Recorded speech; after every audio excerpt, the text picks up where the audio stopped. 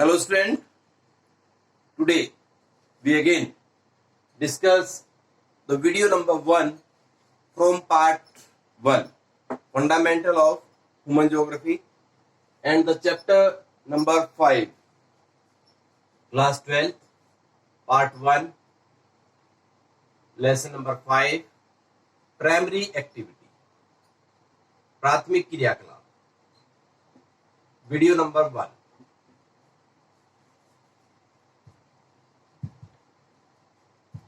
मानव भूगोल के मूलभूत सिद्धांत, जिसमें आपका पार्ट 1 है 12th क्लास में, उसके हम 5 चैप्टर का फर्स्ट वीडियो आज डिस्कस करेंगे. और according to this video today we will discuss what is the meaning of primary activities, what are the major example of primary activities, what is the meaning of the pastoralism, and what is difference between the nomadic herding and commercial rearing. What is the meaning of agriculture? How can you describe the subsistence agriculture, and what are the two major types of this agriculture? What is the meaning of the intensive agriculture, and how can you describe the paddy and non-paddy based agriculture? These are the types of intensive. What is the meaning of plantation agriculture and major features related to this agriculture?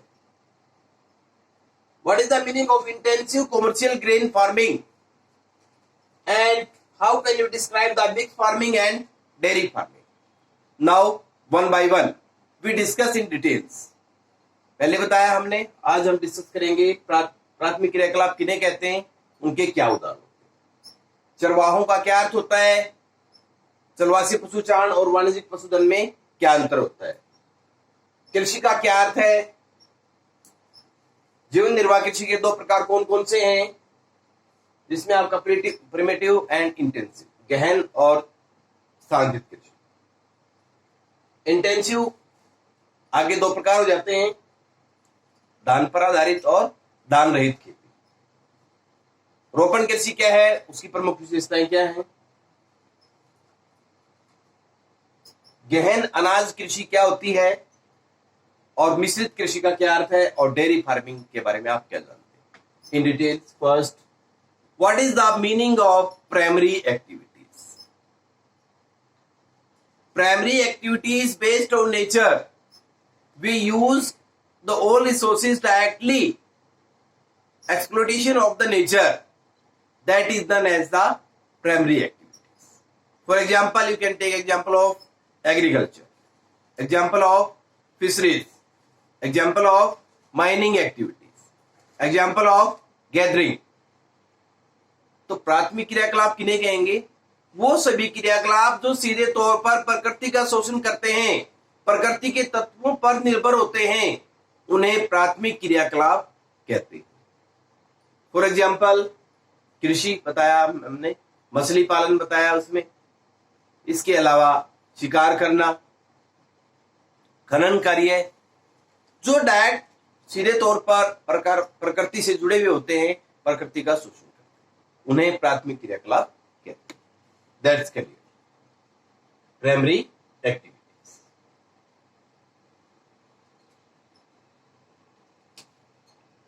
Next है, what is the meaning of pastoralism. पशुचारण का क्या अर्थ है.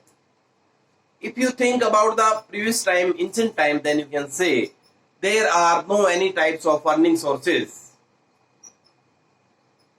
having different types of people in different areas, mainly you can say in the forest area also. Then they do the activities of pastoralism. According to pastoralism, we can say that is also linked to the primary activities, and human beings rearing the different types of animals in a house due to the requirement. पशुचारण एक प्रकार से वो पद्धति है जो प्राचीन काल से ही चलती आ रही है. व्यक्ति विशेष ने अपनी जरूरतों के हिसाब से, आवश्यकता के हिसाब से विभिन्न प्रकार के पशुओं को पाला, जिसमें दूध के लिए, मांस के लिए, अंडे के लिए, ऊन के लिए व अन्य जरूरतों के लिए उन्होंने उनको पाला, पशुओं को. इसे पशुचारण कहते हैं. वो एक स्थान से दूसरे स्थान पर घूमते थे, मौसम के हिसाब से स्थान बदलते रहते थे। अब उस पशुचारण के दो वर्ग हो जाते हैं। There are the two categories of this pastoralism. इसके यहां पर दो कैटेगरी हैं, नोमैडिक एंड कॉमर्शियल। चलो नोमैडिक चलवासी, कॉमर्शियल वाणिज्यिक। According to nomadic we can explain the some types of features.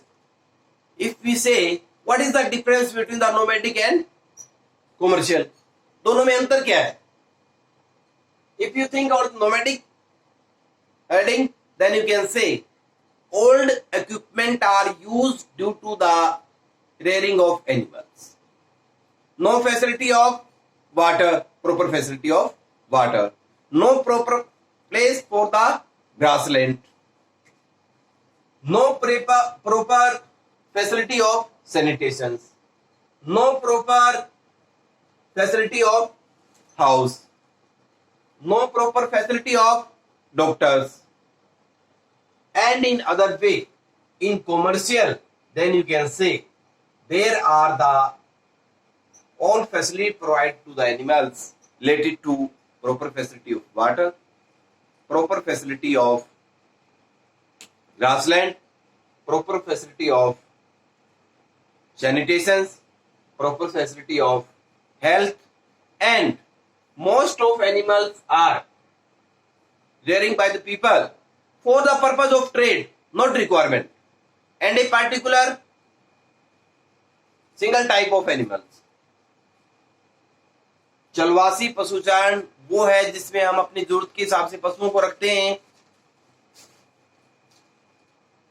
जिसमें पानी की उचित व्यवस्था नहीं होती है, स्वास्थ्य सुविधाओं की उचित व्यवस्था नहीं होती है, उचित चारागाह नहीं होते हैं, रहने का उचित स्थान नहीं होता है पशुओं का, एक स्थान से दूसरे स्थान पर घूमना पड़ता है। जबकि वाणिज्यिक पशुधन में हम केवल एक ही प्रकार के पशुओं को पालते हैं, अच्छी स्वास्थ्य सुविधाएं होती हैं, इसके अलावा अच्छे चारागाह विकसित होते हैं, वैज्ञानिक पद्धति को अपनाया जाता है, मॉडर्नाइजेशन होता है, व्यापार के लिए पशुओं को पालते हैं। इन दोनों में यही डिफरेंसेस होते हैं। That's clear what is the meaning of pastoralism, चरवाहे किन्हें कहते हैं और इन दोनों में क्या अंतर है, चलवासी में और वाणिज्यिक में। After that agriculture, what is the meaning of agriculture? Agriculture is a primary activities also, और due to the agriculture we can say grow the different types of crop by the farmer and obtain the maximum production from these activities. किसी भी व्यक्ति द्वारा after cultivation grow the different types of crop, जुताई करने के बाद भूमि की अलग अलग फसलों को बोना और फिर उत्पादन गेन करना, हासिल करना, वो आपका कहलाता है कृषि, उसे कृषि कहते हैं। जो कि हमारी प्राइमरी एक्टिविटीज में आ गया था एग्रीकल्चर, जो कि एग्जांपल था प्राइमरी एक्टिविटीज का। हम थोड़ा सा फोकस डालेंगे इस तरफ भी। हंटिंग क्या था? हंटिंग और गैदरिंग और फिशरीज।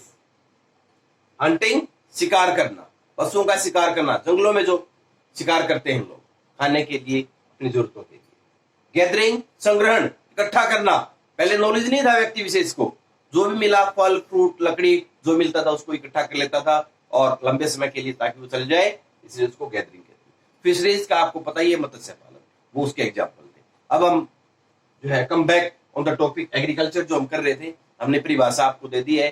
किसान द्वारा, जमींदार द्वारा फसलों को उगा करके उत्पादन हासिल करना, वो कृषि कहलाता है। इसमें पशुपालन को भी शामिल करते हैं। अब यहाँ पर सब्सिस्टेंस जीवन निर्वाह, सब्सिस्टेंस होता है जीवन निर्वाह कृषि, इसके टाइप्स आ जाते हैं भैया।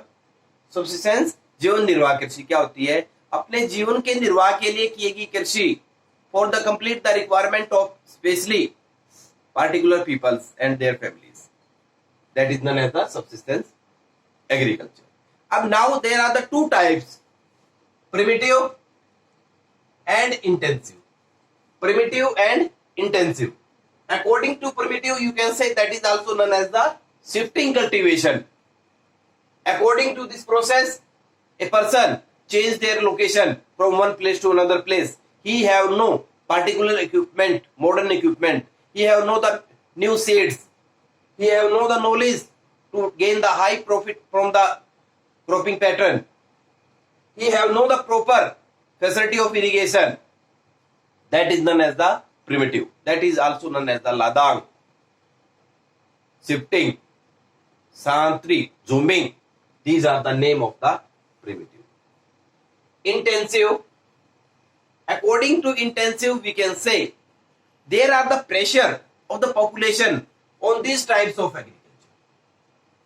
Higher population pressure on the agriculture and producing the different types of crop according to demand of the family. Most of production is consumption in the family requirement. That is intensive. स्थानांतरित कृषि और गहन निर्वाह कृषि.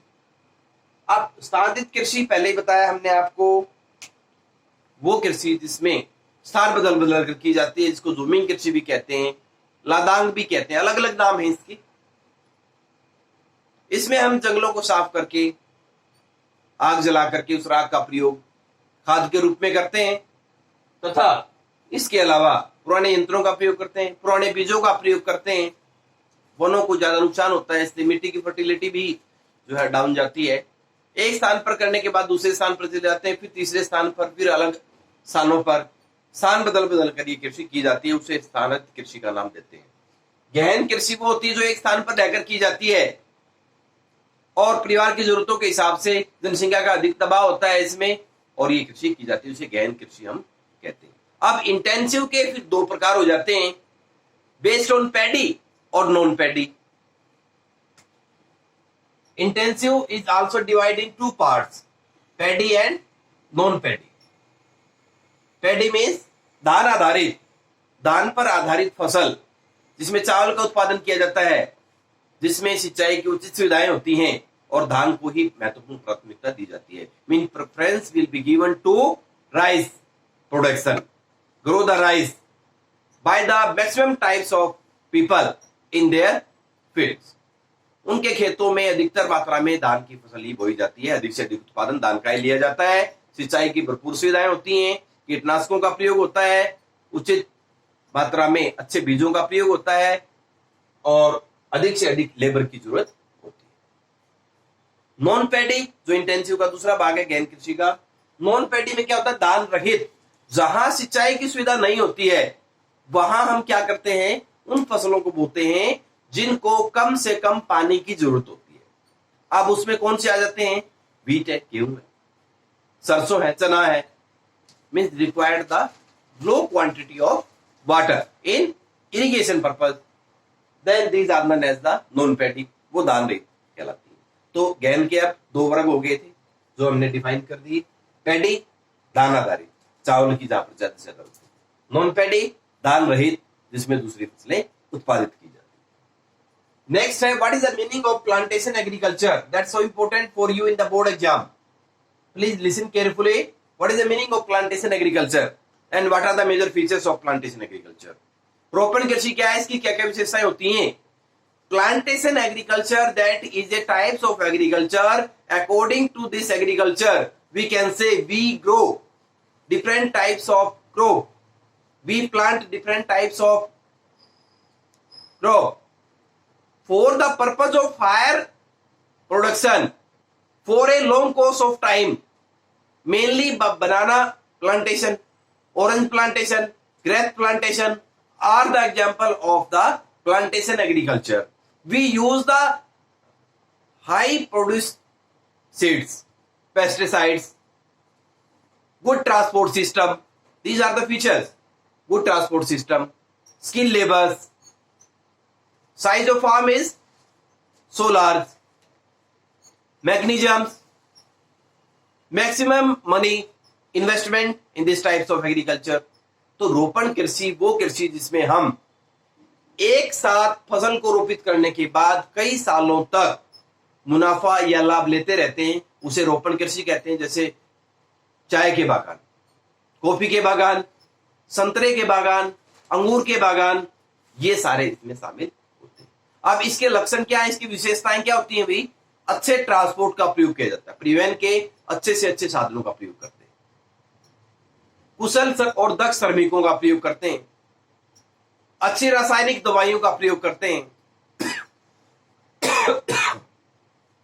अच्छे से अच्छे बीजों का प्रयोग किया जाता है, सिंचाई की उचित सुविधाएं होती हैं तथा अधिक से अधिक सालों के लिए लंबे समय तक ज्यादा से ज्यादा प्रोडक्शन हम गेन करते हैं। दैट इज प्लांटेशन एग्रीकल्चर, उसे रोपण कृषि कहते हैं। Intensive commercial grain farming, according to this agriculture types of agriculture, we can involve the wheat crop grown by the farmers and take the more production for the requirement of grain. अनाज की कृषि, विस्तृत वाणिज्य अनाज की कृषि जो होती है उसमें हम गेहूं की कृषि को लेते हैं। बहुत सारे किसान कंबाइन मशीनों द्वारा गेहूं की खेती बाड़ी करते हैं ताकि परिवार की जरूरतों के हिसाब से उसको अन्न के रूप में, अनाज के रूप में, खाने के रूप में, भोजन के रूप में उसका प्रयोग किया जा सके। इसे इंटेंसिव कॉमर्शियल ग्रेन फार्मिंग कहते हैं, विस्तृत वाणिज्य अनाज कृषि, जिसमें हम कुछ भाग अपने परिवार के लिए जरूरत के लिए यूज करते हैं, कुछ व्यापार के लिए कर लेते हैं। Next, mix farming and dairy farming. According to mix farming with agriculture, कृषि के साथ साथ we rearing the different types of animals. कृषि करने के साथ साथ जब किसान अलग अलग पशुओं को भी पालता है व्यापारिक दृष्टि से, पारिवारिक जरूरतों की दृष्टि से, उसे हम मिक्स फार्मिंग का नाम देते हैं। That is known as the mix farming, उसे मिश्रित कृषि कहते हैं। डेयरी फार्मिंग, जैसे कि आप, ये तो अलग ही हो गया, डिफर हो गया। According to dairy farming we rearing the different types of animals which produce the different types of quantity of milk, and this milk is used for different types of purpose as a trade. That is known as the dairy farming. Dairy farming का आपको पता ही है, अलग अलग रूप में हम पशुओं को पालते हैं, दुधारू पशु होते हैं उनमें, और उस दूध का प्रयोग फिर व्यापार के लिए, मिठाइयों के लिए, पनीर के लिए, अलग अलग जो है उद्देश्यों के लिए हम करते हैं। आज के हमारे टॉपिक कंप्लीट हो गए। हमारा आज वीडियो नंबर 1 है। नेक्स्ट वीडियो कुछ समय पश्चात आ जाएगा, इसके तुरंत बाद आएगा, तो ध्यान दें, अच्छे से आप इसको सुने। हेडफोन का इस्तेमाल आप कर सकते हैं इसमें, और सभी टॉपिक हमने जो क्लियर किए हैं आज हम पहले बता चुके हैं। If you like my video and you want to take the maximum video by this channel, please like my video and subscribe my channel, and that is my personal request to you. Please do hard work and focus on your target. Decide your target. Be happy, stay home, be healthy. Thanks to